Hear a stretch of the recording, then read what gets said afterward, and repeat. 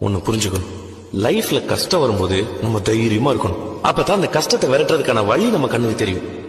அதை விட்டுட்டு எல்லாம் முடிஞ்சு போச்சு அப்படின்னு உட்கார்ந்து இருந்தேன்னா இதுதாங்க நம்ம இருக்க வேண்டிய இடம்னா அந்த கஷ்டம் சேர் அரவணைத்து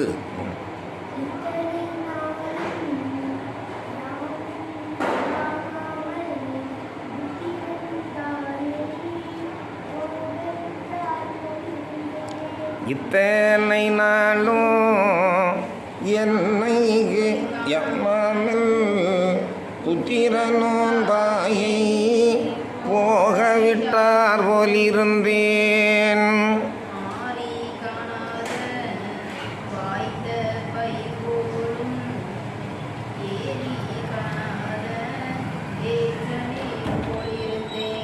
மாறி காணாத வாய்த்த பயிர் போலும் ஏரி காணாத ஏற்ற நீர் போலிருந்தேன்.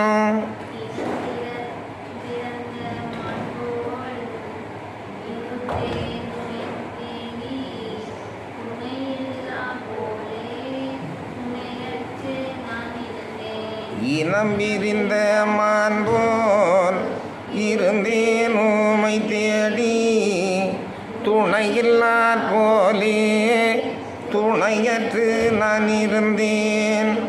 என்று மாகமாலை எடுத்தாவி சுரரும் சென்றாவி கொண்டு சினுங்கி எழுது சொல்வார்.